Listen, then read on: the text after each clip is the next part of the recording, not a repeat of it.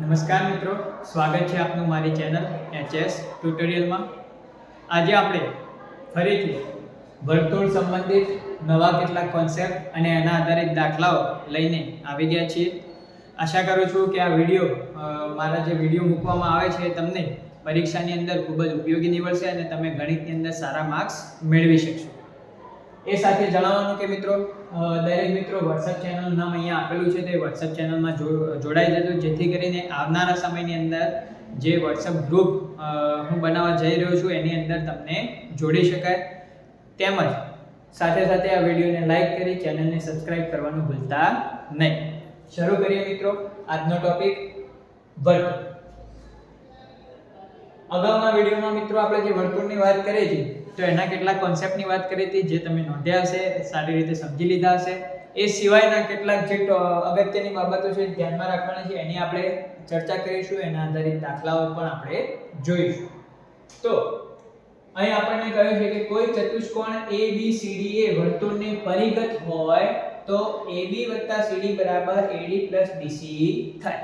હવે મિત્રો આમાં બે વસ્તુ સમજવાની છે। એક ચતુષ્કોણ છે જે વર્તુળને પરિઘટ હોય। હવે વર્તુળને પરિઘટ ચતુષ્કોણ કોને કહેવાય? તો એવો ચતુષ્કોણ કે જેની ચારે બાજુઓ વર્તુળને સ્પર્શતી હોય। શું મિત્રો? એવો ચતુષ્કોણ કે જેની ચારે બાજુઓ વર્તુળને સ્પર્શતી હોય એવા ચતુષ્કોણને કહેવાય વર્તુળને પરિઘટ ચતુષ્કોણ। તો હવે આ શું કહેવા માંગે છે મિત્રો કે જો કોઈ આવો વર્તુળને પરિઘટ ચતુષ્કોણ હોય તો AB + CD એટલે કે AB અને CD નો સરવાળો એ કોના બરાબર થાય? AD + BC। એટલે કે એવું કહેવા માંગે છે મિત્રો, આ એક પ્રમેય છે પણ તમારે ખાલી દાખલા માટે એનો કોન્સેપ્ટ સમજવાનો। તો આ એવું કહેવા માંગે છે કે ચતુષ્કોણ ABCD જો વર્તુળને પરિઘટ હોય તો એવા ચતુષ્કોણની સામસામેની બાજુના માપના સરવાળા કેવા હોય? સમાન હોય છે। તો એ સિદ્ધાંતનો ઉપયોગ તમે દાખલાની અંદર કરી શકો છો કે આપણે આ ચતુષ્કોણ લીધો છે જે વર્તુળને પરિઘટ છે, તો એની સામસામેની બાજુના માપનો સરવાળો કેવો થશે? સમાન। તો આ સિદ્ધાંત નોંધી લેજો, આકૃતિ દોરીને સાથે સાથે સમજી પણ લેજો, જેથી કરીને દાખલા ગણવામાં કામ આવી શકે। ત્યારબાદ બીજો મુદ્દો, એક જ કેન્દ્ર ધરાવતા જુદા જુદા વર્તુળોને સમકેન્દ્રી વર્તુળો કહે છે। તો સમકેન્દ્રી વર્તુળો આધારિત પણ કેટલાક દાખલા આપણને પરીક્ષામાં પૂછાતા હોય છે। ભાઈ તો સમકેન્દ્રી વર્તુળ કોને કહેવાય? તો એવા વર્તુળો કે જેનું કેન્દ્ર એક જ હોય। આપણે અહીંયા વર્તુળ બે દોરેલા છે પણ બંને વર્તુળનું કેન્દ્ર એક જ છે, તો એવા વર્તુળોને શું કહેવાય? સમકેન્દ્રી વર્તુળો કહેવામાં આવે છે। ક્લિયર? તો એક આ પણ બાબત ધ્યાનમાં રાખવાની। હવે વાત કરીએ એ કોન્સેપ્ટ આધારિત દાખલાઓની। તો ભાઈ પહેલો દાખલો, વર્તુળની અંદરના બિંદુમાંથી વર્તુળને કેટલા સ્પર્શક દોરી શકાય? તો અગાઉના વિડિયોમાં આપણે સ્પર્શકની સંકલ્પના સ્પષ્ટ કરી હતી, તો એના આધારે હવે આપણે આનો જવાબ આપીશું કે વર્તુળના અંદરના બિંદુમાંથી, તો કોઈ વર્તુળ હોય, વર્તુળના અંદરનો કોઈ બિંદુ હોય તો અંદરના બિંદુમાંથી વર્તુળને કેટલા સ્પર્શક દોરી શકાય મિત્રો? તો 0। કેમ કે વર્તુળને સ્પર્શક ક્યાંથી દોરી શકાય? વર્તુળ પર રહેલા બિંદુમાંથી વર્તુળને સ્પર્શક દોરી શકાય, પણ વર્તુળની અંદરના બિંદુમાંથી વર્તુળને કોઈ સ્પર્શક દોરી શકાય નહીં। કેમ કે અંદરના બિંદુમાંથી અહીંયા ધારો કોઈ બિંદુ છે એમાંથી તમે સ્પર્શક દોરવા જાવ તો એ તો છેદિકા બની જશે, એ સ્પર્શક કહેવાય નહીં। મતલબ અંદરના બિંદુમાંથી સ્પર્શક કેટલા મળશે? 0। ત્યારબાદ ફરી અગાઉના વિડિયોમાં જે કોન્સેપ્ટ સમજ્યા હતા એના આધારિત દાખલો, આપણને આકૃતિ આપી દીધી છે। O કેન્દ્ર છે, P Q બે સ્પર્શ બિંદુઓ છે, T વર્તુળના બહારનો બિંદુ છે। આપણને કહ્યું છે કે ખૂણા POQ નું માપ આપણને આપી દીધું છે 110। તો આપણે શું શોધવાનું છે? PTQ એટલે કે આ ખૂણાનું માપ શોધો। તો ખૂબ જ ઈઝી વસ્તુ છે મિત્રો, આપણે વાત કરી હતી અગાઉના વિડિયોમાં કે આ શું થઈ ગયું? OPTQ એ શું થઈ ગયું? આપણો ચતુષ્કોણ, અને ચતુષ્કોણના ચારે ખૂણાના માપનો સરવાળો કેટલો થશે? 360। હવે એમાંથી આ માપ આપણને આપી દીધું છે 110। આ આપણને ખબર છે કે ખૂણા P નું માપ કેટલું થશે? 90। આપણે જે કોન્સેપ્ટની વાત કરી હતી અગાઉના વિડિયોમાં એ પ્રમાણે, કેમ કે ત્રિજ્યા એ સ્પર્શ બિંદુ સાથે શું બનાવશે? કાટખૂણો। તો આ 90, આ પણ 90, તો મતલબ 110 અને 90 180, તો ટોટલ કેટલું થઈ ગયું? 290। હવે 360 માંથી આ ત્રણ ખૂણાનું માપ 290 બાદ કરી દઈએ તો 360 માંથી 290 ગયા તો કેટલા રહ્યા? 70। તો એનો મતલબ ખૂણા PTQ આ જે ચોથો ખૂણો બાકી છે એ ખૂણાનું માપ કેટલું મળશે? 70। એટલે આપણો સાચો જવાબ થશે ઓપ્શન બી 70. તો ઈઝી કોન્સેપ્ટ છે, સરળતાથી સમજમાં આવ્યો છે. સાથે મિત્રો વિડીયોની માહિતી કામની લાગતી હોય, વિડીયો સારો લાગતા હોય મારા, તો ચેનલને સબસ્ક્રાઇબ કરવાનું ભૂલતા નહીં. ત્રીજો દાખલો, બે સમકેન્દ્રી વર્તુળની ત્રિજ્યાઓ 5 અને 3 છે. તો સ્વાભાવિક છે મિત્રો, સમકેન્દ્રી વર્તુળ હમણાં આપણે આગળ વાત કરી કેન્દ્ર એક જ હોય. બે ત્રિજ્યાઓ આપી છે 5 અને 3. તો એનો અર્થ એ થાય કે એક વર્તુળ મોટું છે, એક વર્તુળ થોડું નાનું છે. શું કહે છે? મોટા વર્તુળની જીવા નાના વર્તુળને સ્પર્શે તો તેની લંબાઈ શોધો. તેની મતલબ કોની? જીવાની લંબાઈ શોધવાની. તો જ્યારે આવો સમકેન્દ્રી વર્તુળો વાળો દાખલો પૂછાય મિત્રો, તો તમારે આ પ્રમાણે એક સિમ્પલ આકૃતિ બનાવી દેવાની, જેમાં આપણે બે સમકેન્દ્રી વર્તુળો દોરી દીધા. O તરીકે એનું કેન્દ્ર લઈ લીધું, કોઈ નામ આપ્યા નથી એટલે નામ આપણા પ્રમાણે લઈ લઈશું. હવે શું કહ્યું? મોટા વર્તુળની જીવા નાના વર્તુળને સ્પર્શે છે, તો આપણે મોટા વર્તુળની જીવા AB એ અહીંયા નાના વર્તુળને સ્પર્શે એ રીતે દોરી દીધી.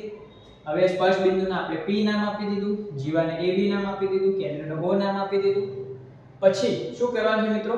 આવા દાખલાની અંદર તમને બે વર્તુળની ત્રિજ્યાઓ આપેલી હશે, તો અહીંથી જો O થી P આપણે જોડી દીધું તો એ શું થઈ ગઈ? નાના વર્તુળની ત્રિજ્યા. કેટલી આપી હતી? 3. તો આપણે અહીંયા લખી દીધા 3. O થી B ને જોડી દીધા, OB જોડી દીધું, તો OB જોડ્યું તો એ શું થઈ ગઈ? મોટા વર્તુળની ત્રિજ્યા. અને મોટા વર્તુળની ત્રિજ્યા આપણને કેટલી આપી? 5. તો એ મૂકી દીધા આપણે 5. હવે આટલું આપણને આપ્યું હતું. સમકેન્દ્રી વર્તુળ લઈ લીધા, મોટા વર્તુળની જીવા નાના વર્તુળને સ્પર્શી દીધી, O કેન્દ્ર લઈ લીધું, નામ આપણા પ્રમાણે આપી દીધા. બે ત્રિજ્યાઓ આપી હતી, એક અહીં જોડી એને 3 બતાવ્યું, એક અહીં જોડી એને 5 આપી દીધું. જે માપ આપ્યા હતા એનો ઉપયોગ કર્યો, તો આ પ્રમાણે આકૃતિ તૈયાર થઈ ગઈ. હવે આપણે જીવા એટલે કે AB ની લંબાઈ શોધવાની. તો હવે AB ની લંબાઈ શોધવા માટે પહેલા અહીંયા શું બની ગયું જુઓ? એક કાટકોણ ત્રિકોણ. હવે કાટકોણ ત્રિકોણ બની ગયું, તો કાટકોણ ત્રિકોણની મદદથી આપણને PB નું માપ મળી જાય કે નહીં? મળી જશે. PB બરાબર શું થશે? કર્ણના વર્ગમાંથી આ બાજુનો વર્ગ બાદ કરીએ એટલો. તો PB વર્ગ બરાબર 5 નો વર્ગ 25 - 3 નો વર્ગ 9. તો PB વર્ગ બરાબર 16. તો PB નું માપ કેટલું મળી ગયું મિત્રો? 4. એટલે કે આટલી અડધી, આ જીવાનું માપ નથી, ધ્યાન રાખજો. આ અડધી બાજુનું માપ છે PB નું. તો PB નું માપ આપણને કેટલું મળ્યું? 4 સેન્ટીમીટર. આપણે શું શોધવાનું છે? આખા AB નું માપ. તો હવે આ પ્રકારની આકૃતિની અંદર આ PB નું માપ જેટલું હશે મિત્રો, એટલું જ માપ કોનું થશે? PA નું પણ થશે. PB અને PA બંનેના માપ કેવા હશે? અહીંયા સરખા. તો આપણે લખીશું જીવા AB માટે, જીવા AB નું માપ કેટલું થશે? PB કરતા ડબલ. તો PB નું માપ 4 મળ્યું, તો જીવાનું માપ કેટલું મળી જશે? 8 સેન્ટીમીટર થાય. જો સીધે સીધું PB માંગ્યું એટલે આપણો જવાબ 4 સેમી. જીવાની લંબાઈ માંગી હતી, તો જીવા કેટલી થશે? આના કરતા ડબલ. તો આ 4 મળ્યું, તો જીવાનું માપ કેટલું થઈ ગયું? 8 સેમી. તો ખૂબ જ ઈઝી દાખલો છે, કોન્સેપ્ટ સારો છે, પરીક્ષાની અંદર પૂછાઈ શકે. ત્યારબાદ બીજા કોન્સેપ્ટ આધારિત દાખલો, દાખલા નંબર 4. કહ્યું છે ચતુષ્કોણ PQRS એક વર્તુળને પરિઘટ છે. એમાં PQ નું માપ 8 આપ્યું છે, QR નું માપ 9, PS નું માપ 5 હોય તો SR નું માપ શોધો. હવે કયો કોન્સેપ્ટ આવે મિત્રો? ચતુષ્કોણ અને કેવો છે? વર્તુળને પરિઘટ. તો આપણે વર્તુળને પરિઘટ એક ચતુષ્કોણ દોરી દીધું, એનું નામ આપેલું છે PQRS. તો આપણે PQRS નામ આપી દીધું. PQ નું માપ 8 આપ્યું હતું, તો આપણે અહીંયા 8 મૂકી દીધું.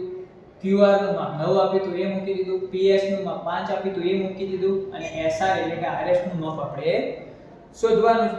તો આ પ્રકારના દાખલાની અંદર આપણે વાત કરી હતી. શું થશે?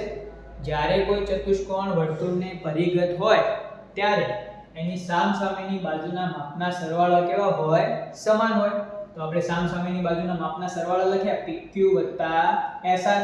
આ બંનેનો સરવાળો બરાબર PS + QR, એટલે કે સામસામેની બાજુના માપના સરવાળા સમાન. હવે એની અંદરથી જે માપ આપણને આપેલા હતા એ માપ અહીંયા મૂકી દીધા. સાદુરૂપ આપીએ તો અહીંયા 8 + SR, અહીંયા 5 ને 9 થઈ ગયા 14.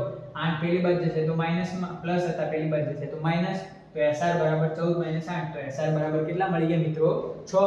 તો આ કોન્સેપ્ટ જો તમે જાણતા હોય તો ખૂબ જ સરળતાથી ઈઝીલી તમારો દાખલો ગણાઈ જાય. બાકી જો આ તમને ખ્યાલ ના હોય કે ભાઈ વર્તુળને પરિઘટ ચતુષ્કોણ હોય એની સામસામેની બાજુના માપના સરવાળા સમાન હોય, આ કોન્સેપ્ટ જ ખ્યાલ ના હોય તો આ દાખલો ગણી શકાય નહીં.